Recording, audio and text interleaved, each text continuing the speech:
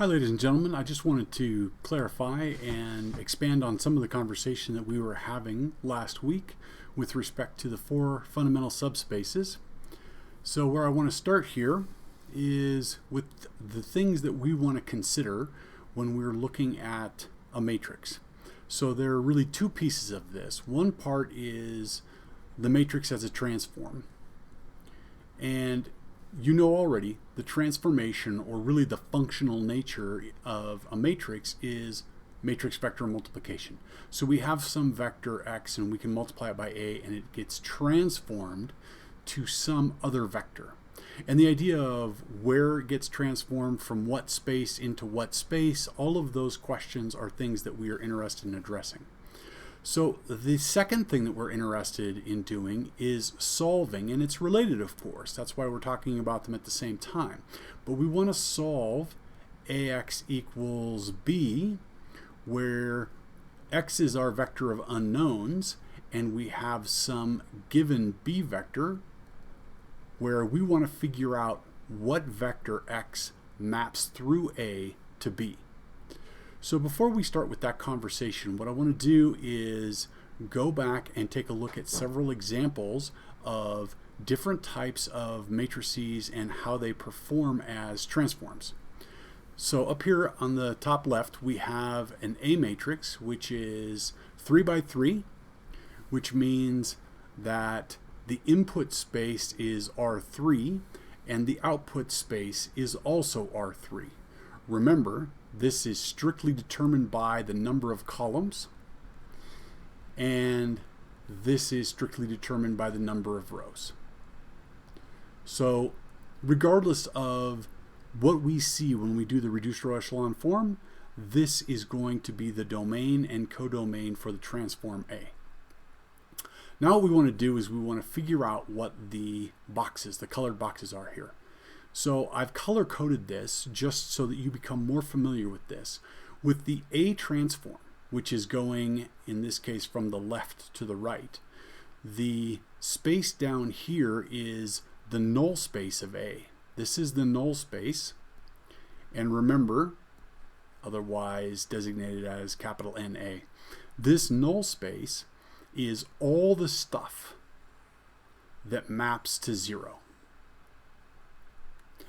Also associated with red is the column space of A, otherwise designated as capital C A. This is really the range of A. This is the complete set of possible outputs for our transform A. The green portions are exactly the same thing except for A transpose. So this is the null space of A transpose, and this is the column space for A transpose. And because the transpose is just a swapping of rows and columns, the column space of A transpose is of course the same thing as the row space of A. So sometimes you'll see it called that. So in our situation, what I'm going to do is back these out. We want to take a look at this matrix A that we have over here. And the way we're going to determine what these four fundamental subspaces are for any given transform is by considering the reduced row echelon form for the matrix. So all of this is focusing on the transform part of this. So I did the reduced row echelon form for A, and it turns out that we have 3 linearly independent columns. So as we discussed before, the number of pivots,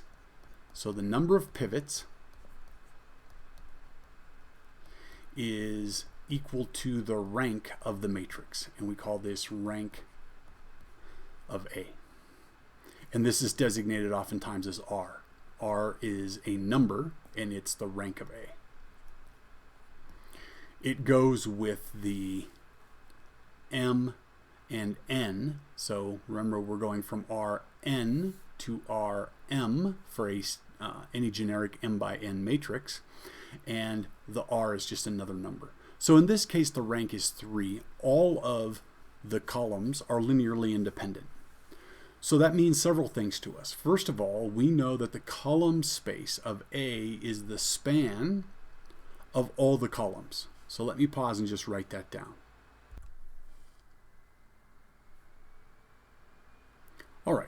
So what I have here are the columns, and this spans the column space, and because we have a linearly independent set of columns and we have as many columns as the dimension of the output space, that means that the function, the transform A, maps onto the entire space. And so we'll talk about and think about what that means for AX equals B. Because A transforms onto the entire output space, any vector B that you give me, there must be some X that maps to it, because I can map onto all of the possible outputs. So this is how the transform and this part of the four fundamental subspaces relates to the types of solutions. We'll have more on that in just a minute.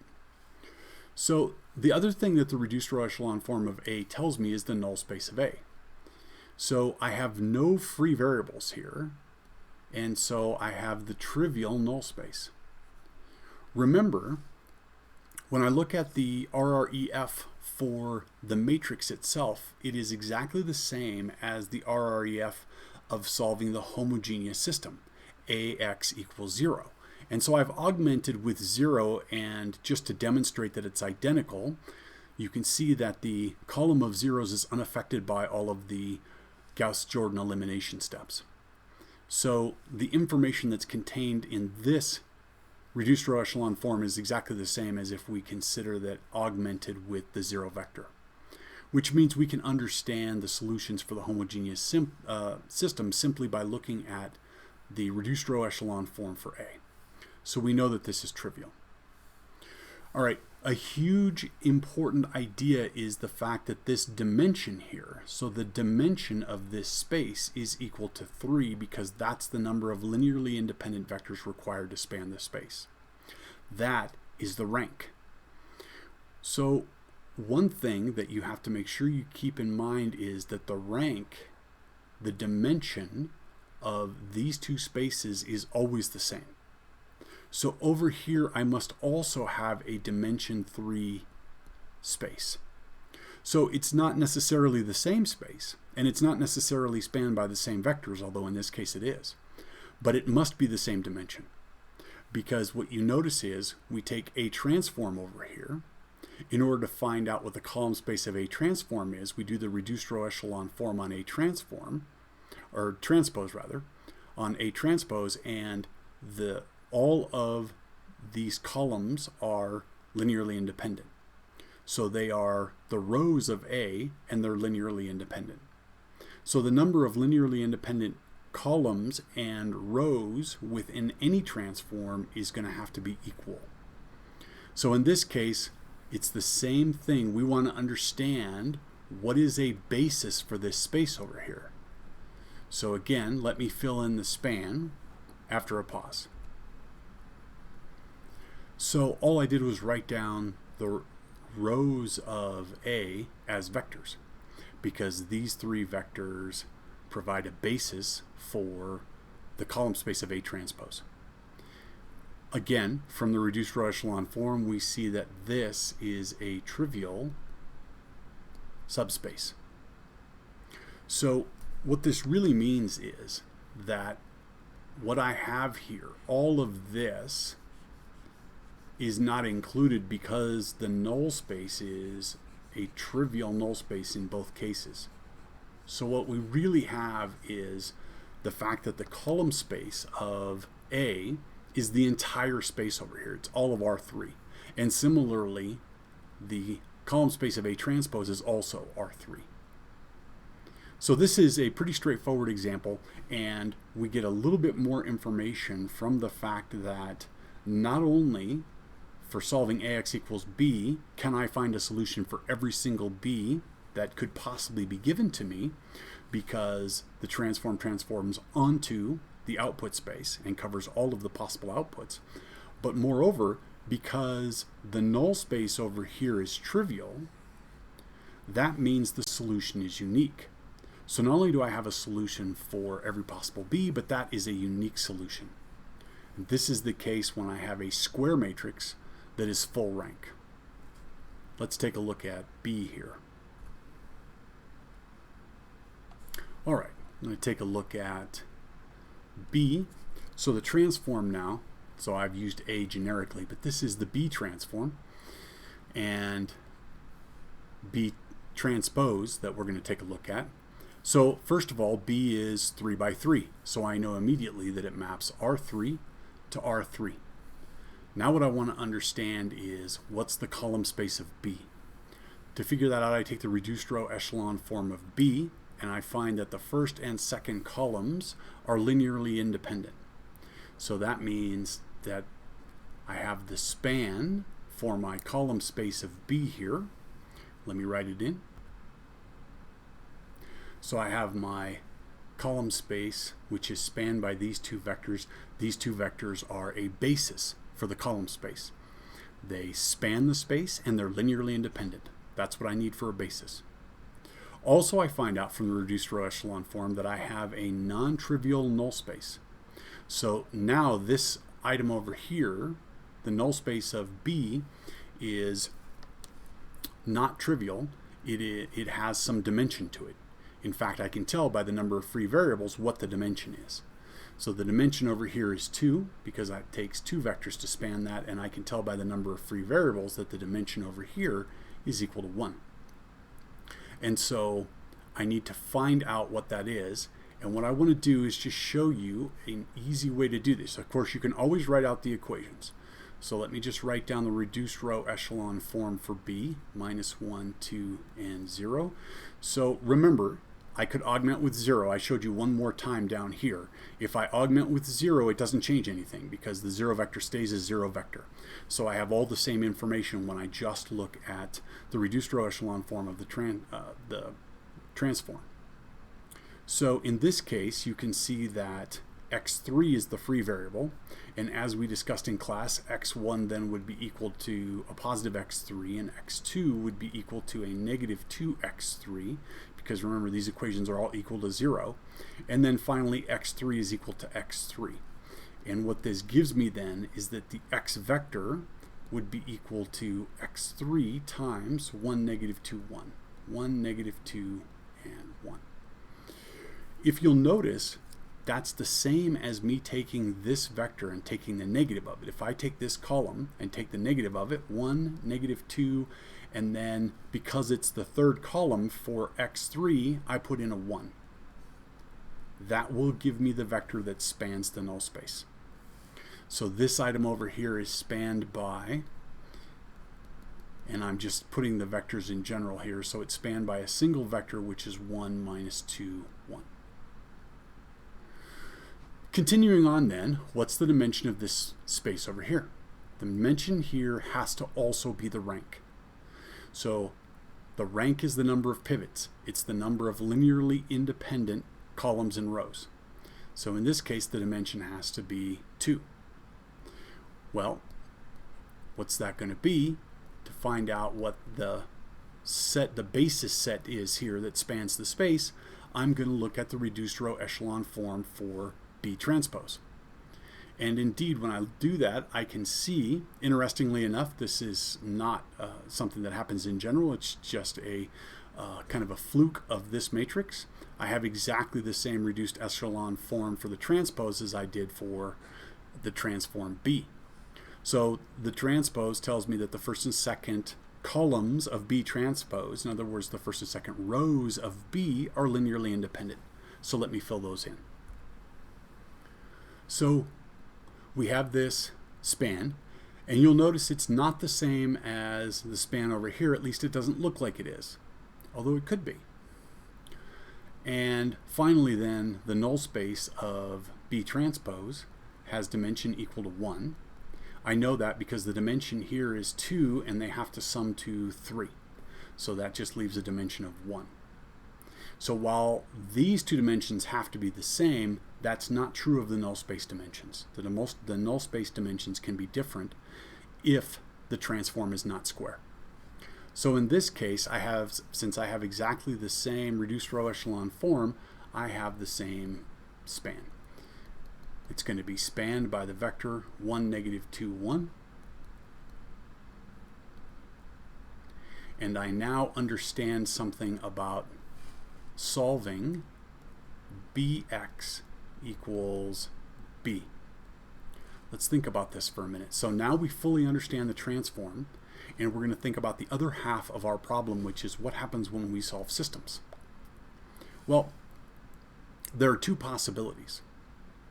Either b, this vector b, my right-hand side vector, my set of constants, could be in the column space of the transform or not.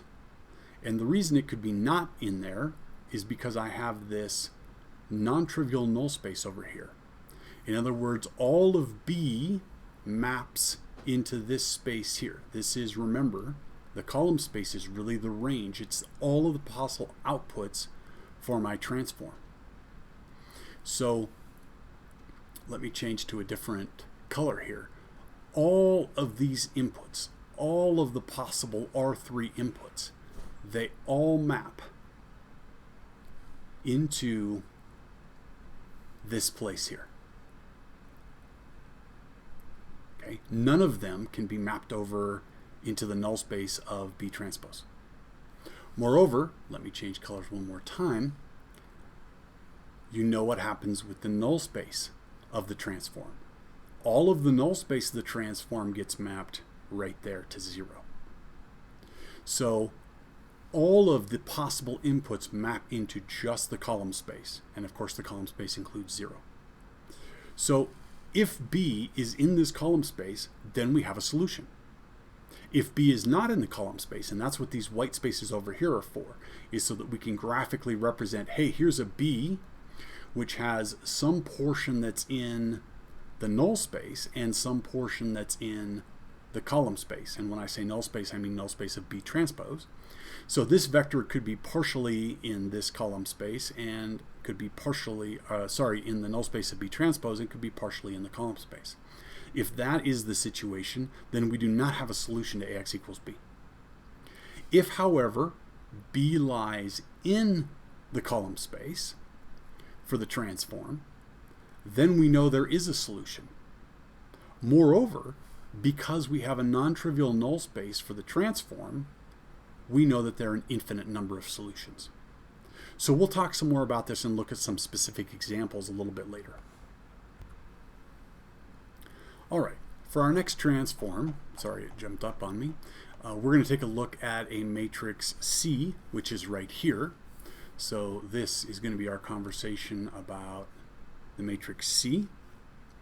And looking at this, we know, again, R3 to R3. Automatically we know that right off the bat just by looking at the number of rows and columns. In order to figure out what's going on, we're going to take a look at the reduced row echelon form. In this case, the reduced row echelon form for C tells us that there are two linearly independent columns. So the column space of C is the span of those two columns. Those two columns form a basis for the column space of C. Let me fill it in.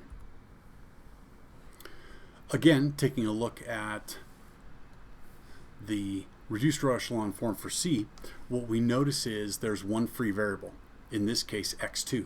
So we know that because there's one free variable, the dimension of the null space here is 1, which we could have figured out anyway because we know that this dimension is equal to 2, because that's now the rank of the matrix C, which makes this dimension equal to 2 because these two subspaces have to have the same dimension, and this total space is 3, so that leaves a dimension of 1 for the null space of C. So now we need to figure out, again, this mapping to 0. In this case, I've left off the vector of zeros, the column vector of zeros, because that doesn't change. All the information's right here. So this first equation tells me that x1 is equal to negative 2x2.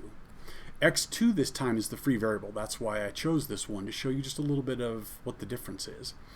And then x3 is equal to 0.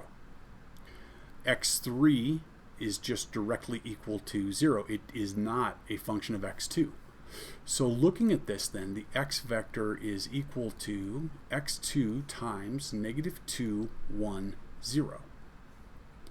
So this null space is spanned by this vector. The null space is spanned by negative 2, 1, 0. So this is how we find these basis vectors for all of the different spaces. This is a basis for the column space of C. This is a basis for the null space of C. And now we're just going to take a look at C transpose and do exactly the same thing. So I've taken the transpose and then coming down here, looking at the reduced row echelon form for C transpose, I can tell that the first and second columns of C transpose are linearly independent, which means I'm back up here making the span. 1 minute. So the span, I just took these two linearly independent vectors. That gives me a basis. These two vectors together is a basis. And because it's dimension 2, what I have left over here is dimension equal to 1. And remember, when I have a non-square transform, these null spaces will not necessarily be the same dimension. Over here, I have a span which is different from the one that we have over here for C. So the span in this case, I need to take a look at this reduced row echelon form for C transpose. And what this tells me is x1 is equal to negative 5/3 x3, because in this case x3 is the free variable. x2 is equal to negative 2/3 x3, and so x3 is equal to x3. So in this case, the x vector is going to be a negative 5/3, a negative 2/3, and 1 all multiplied times x3. So I don't like to carry the fractions around, and because it's true for all values of x3, all I need is any vector that lies along this vector that's given here. So what I'm going to do is just multiply all of the components by 3, and I'll have the same vector. So this is the same as x3 divided by 3, which is just another constant, I don't care what that is, times the vector negative 5, negative 2, 3. So in this case, the span is by negative 5, negative 2, 3. This is the subspace, the span of this vector, which maps to 0 under C transpose. So again, not A's, this one is C. C transpose going from right to left. So once again, all the information is in here that I need to know whether or not I can solve the problem Cx equals some B vector. And the story is exactly the same as it was for the previous transform, the capital B transform. It depends on whether or not my B vector contains a portion of the null space of C transpose or not. If it lies outside of the column space, there's no solution. If it lies inside of the column space, there is a solution, but that solution is not unique because I have all of these vectors here that when I add them to the solution will not impact things. More on that later. All right, another example. I'm going to figure out that every time I push the button, it's going to jump on me here. So what we did, we're taking a look at this D now. So D is our transform, and not A, but D and D going over and D transpose coming back. And look at the matrix D.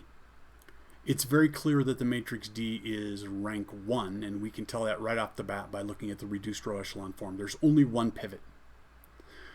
These other two ones are of course not pivots, right? Because they would have to be down here in order to be pivots. So there's only one pivot, which means the rank is 1, which means the column space has dimension equal to 1. So this dimension is equal to 1, and it's just the span of this vector. So I'm getting ahead of myself. Of course, I know there are 3 rows and 3 columns. We've done this enough times now. That's straightforward. So it's just the span of 1, 5, negative 2. And it's pretty clear to see from the matrix D why that would be true. All linear combinations of the columns are obviously scalar multiples of the vector 1, 5, negative 2. So that means this has to be dimension 1. And this is just the span of D transpose, which are the rows. And notice what we have here. The rows are all scalar multiples of 1, 1, 1. So this would be 1, 1, 1. And you can take a look at the transpose and see that that's true. What we want to figure out now, this is dimension 2. So now I have a null space, which is second dimension, and I need to figure out how I'm going to find the basis for this. Remember, we're solving dx equals 0. That is how we find the null space. What are the vectors x that map to 0? All of that information is already available to me right here when I take a look at the RREF for D. I have one equation. That equation says x1 is equal to negative x2 minus x3. I have x2 equal x2, and I have x3 equals to x3. I have two free variables. That's why I have dimension 2 in the null space. So I need to find two linearly independent vectors in order to create a basis that will span this space. The easiest way to do this is to pick our free variables, one of them to be non-zero and all the remaining ones to be 0. So the first thing I'm going to do, and let me show you how this works. So the x vector is equal to x2 times what? Times negative 1, 1, 0, plus x3 times negative 1, 0, 1. So if I take x2 to be 1 and x3 to be 0, one of those vectors is negative 1, 1, 0. And the other vector, when I let x2 be 0 and x3 be 1, is negative 1, 0, 1. Negative 1, 0, 1. These two vectors form a basis for the null space of D. So the null space of D is the vector space created by the span of these two vectors. I do exactly the same thing to find the null space of D transpose. Looking at D transpose, now what I can see is, and I can almost just write this down. Let me change colors so that we don't get lost. So the D transpose, I'm not going to write the equations down. I'm just going to write down the vectorized equation. x2 is a free variable, and it says x2 times, well, x1 is negative 5 x2s. x2 is just itself, and there are no x3s in that equation. Plus x3, which is 2x1s. So I just move this to the other side of the equation. That's going to give me 2x3. So I have 2 up here in the x1 position, and then I have 0 for x2 and 1 for x3. So I can see that this is the span of those vectors. Let me put them in. So now I understand that I have only a single dimension in my column space for D, and my null space over here for D is dimension 2, which means I have an entire plane of things that map to 0 through D. So now we're back to, and I'm changed colors here because I'm running out of room to write. So I'm back to the same question as always. What happens when I try to solve dx equals b? And it's quite clear that unless b lands inside of the column space of D, there is no solution. So unless b is a scalar multiple of the vector 1, 5, negative 2, I have no chance of mapping to it. So that would be no solution.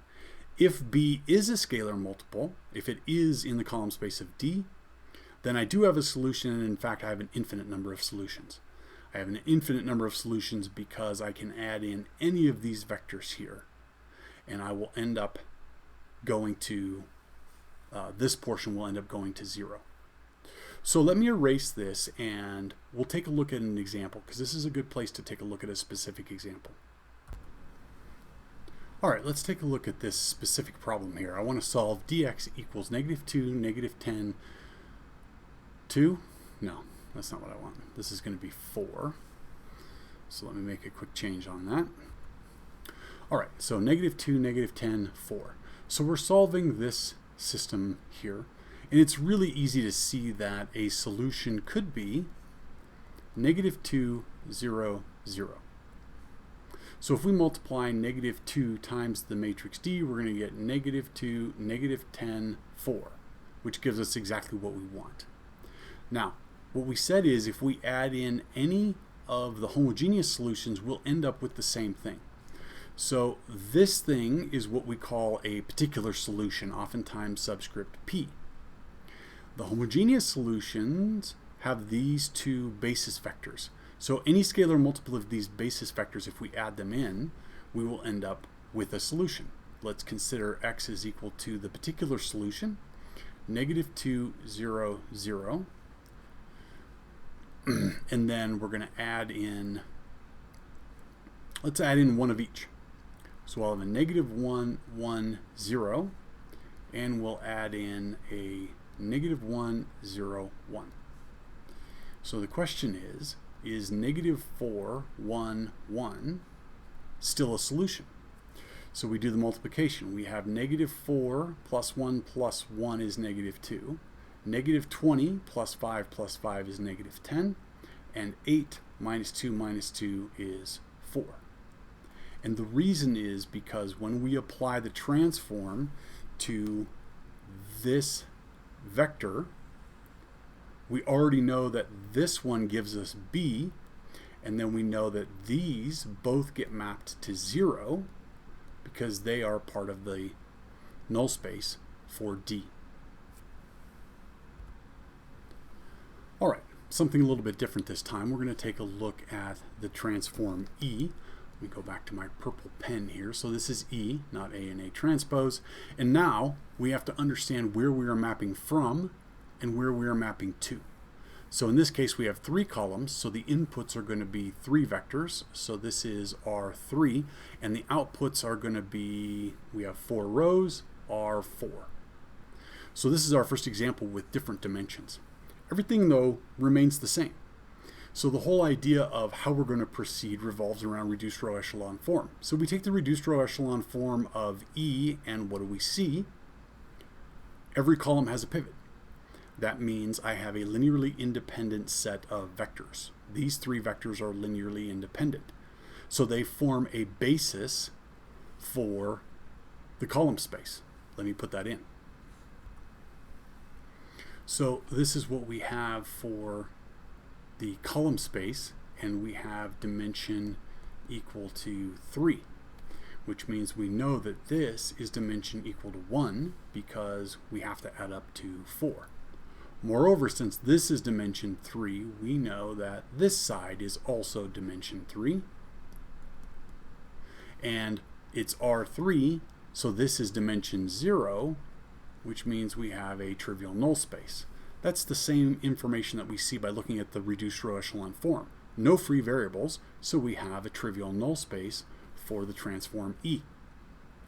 So now what we need to do is look at the transform, or the transpose, and figure out what the column space of the transpose is and what the null space of the transpose is.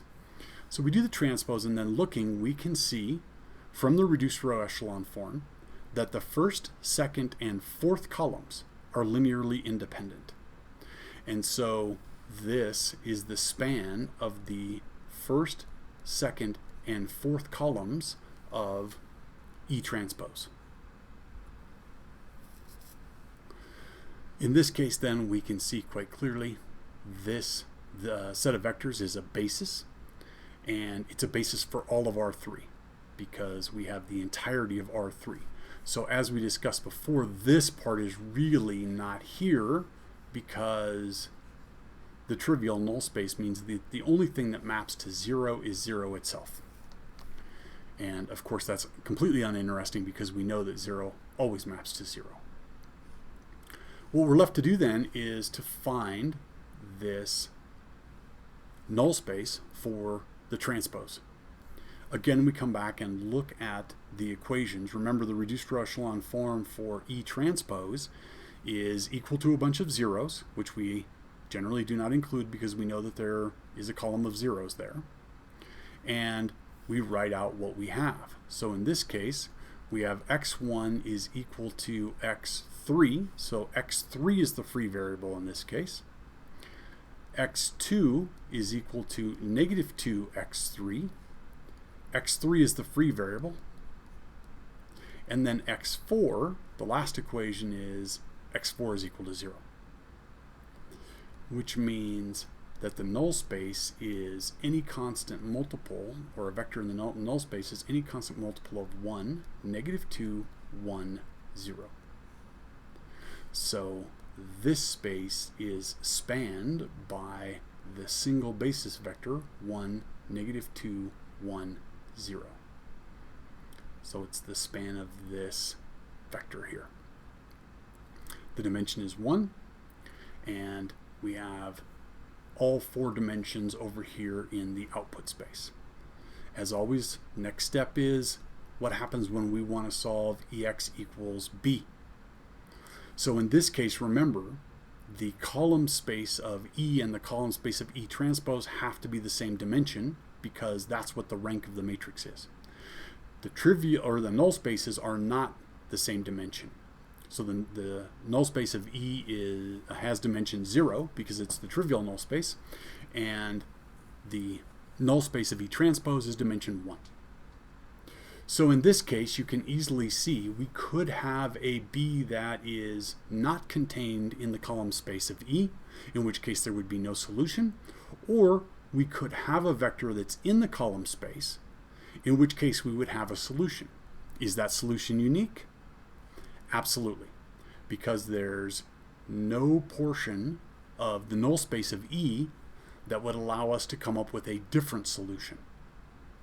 So in this case, whether or not there's a solution depends on whether B is in the column space or not in the column space, but if it is in the column space, then the solution is guaranteed to be unique because the null space for E is trivial.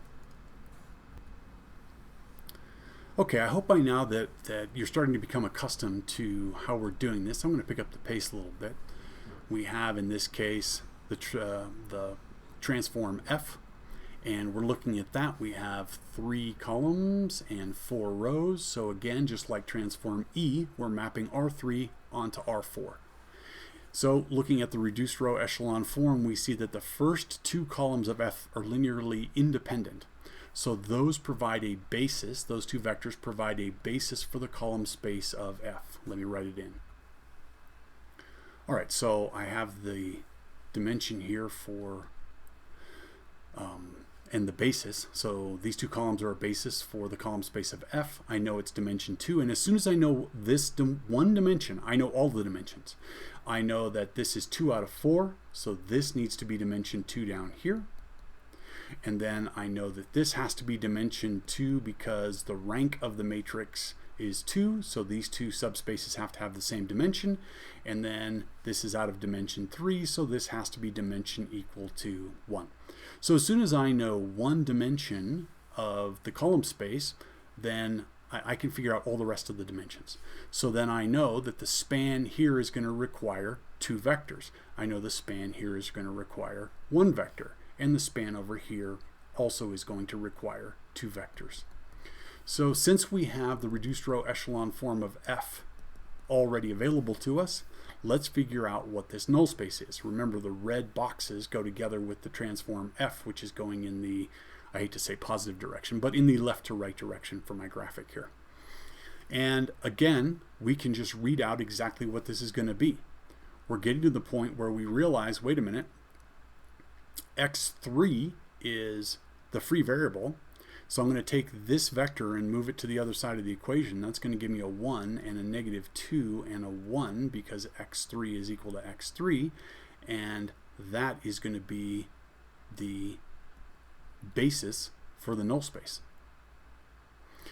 Over here, I'm going to look for the column space of F transpose. So I've built F transpose. And now I've gone through and done the reduced row echelon form, and I see that the first 2 columns are linearly independent.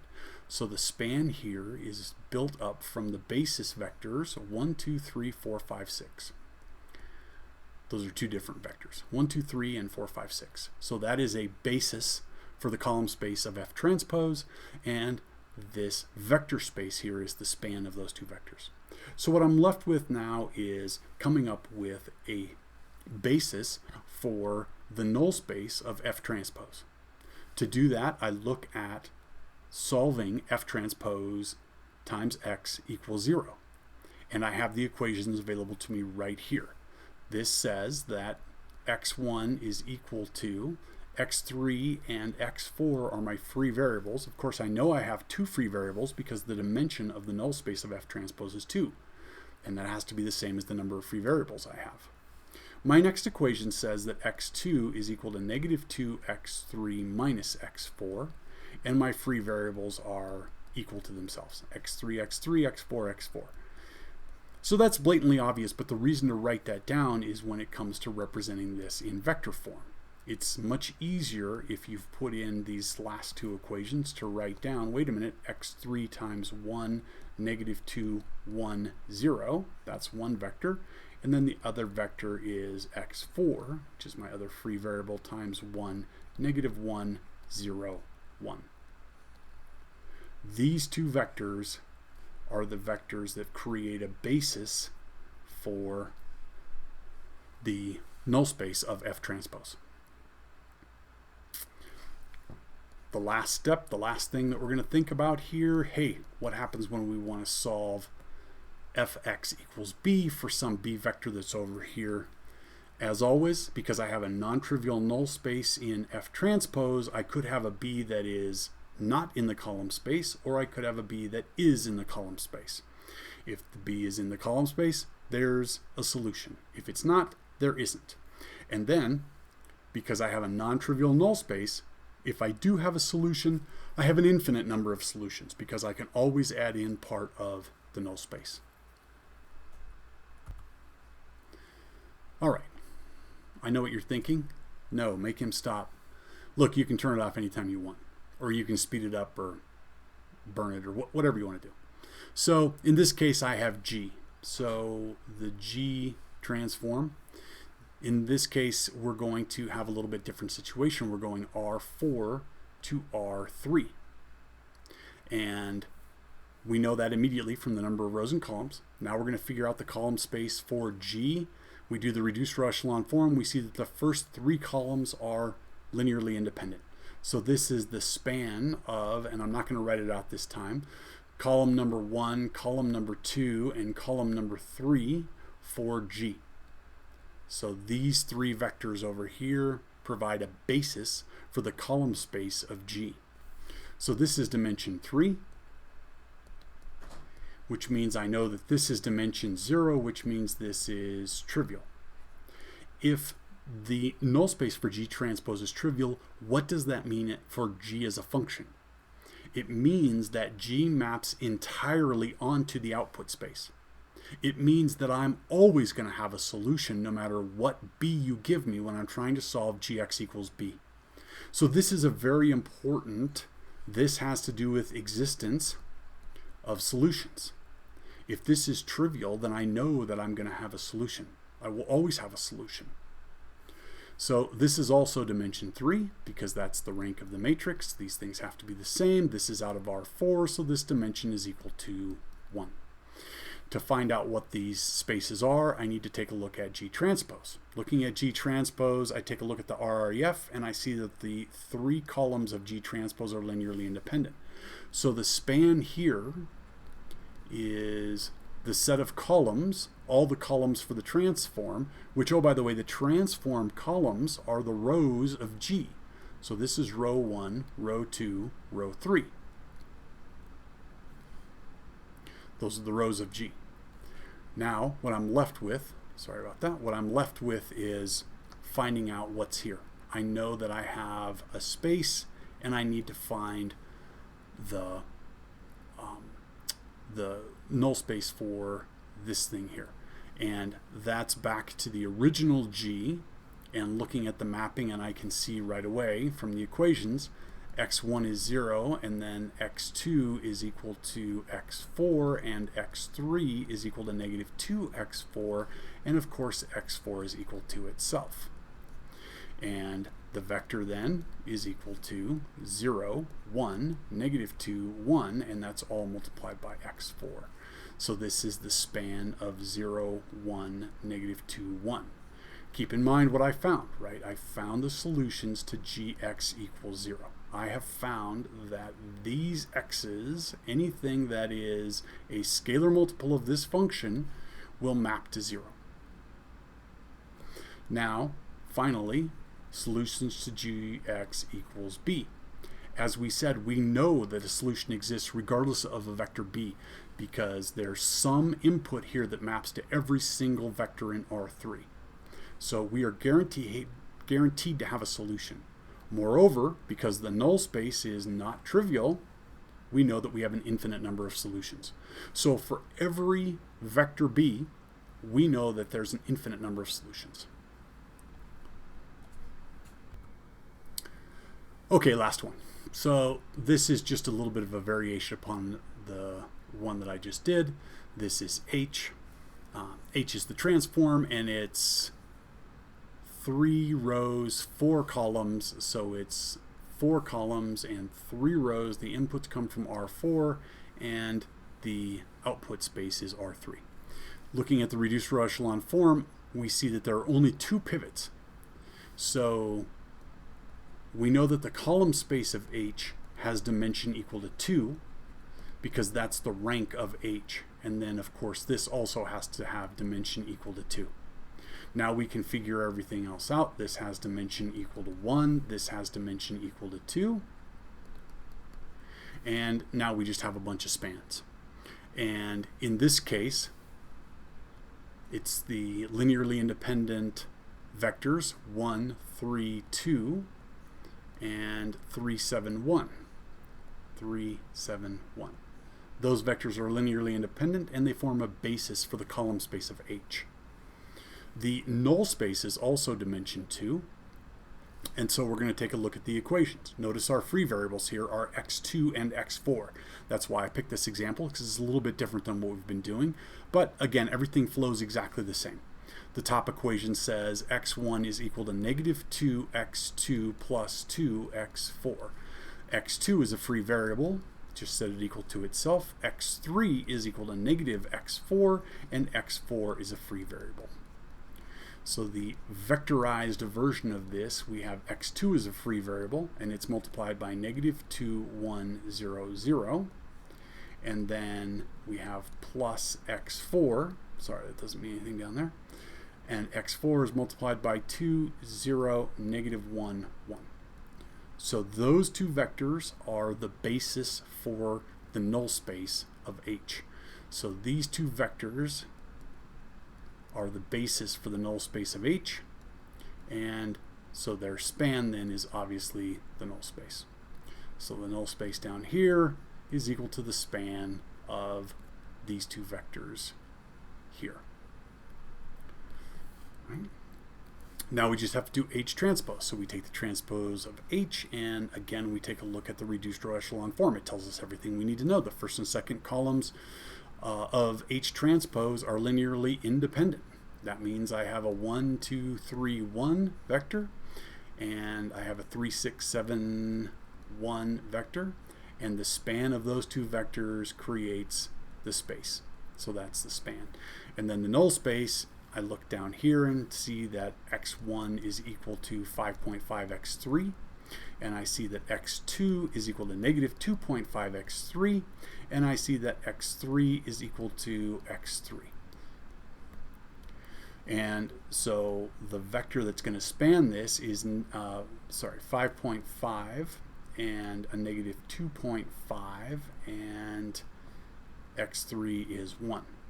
I don't want the halves in there, so I'm going to multiply this entire vector. This is x vector is equal to this. I'm going to multiply this entire vector times 2. That's going to give me an 11, a negative 5, and a 2. So this is an 11, a negative 5, and a 2. And so the span of that thing is going to give me my solution. All right. So hopefully this has been helpful with respect to understanding the different situations that can come up and answering the 2 questions that we have. One of them is about the transform itself. We want to know the input space, we want to know the output space, we want to know the rank. And the reason we want to know the rank is so that we can figure out what a basis is for the column space and what a basis is for the null space. And then similarly, a basis for both the transpose column space and the transpose null space, because with that information we can figure out the answer to any problem where we're solving transform times x equals a vector. Thanks very much and good luck with your work.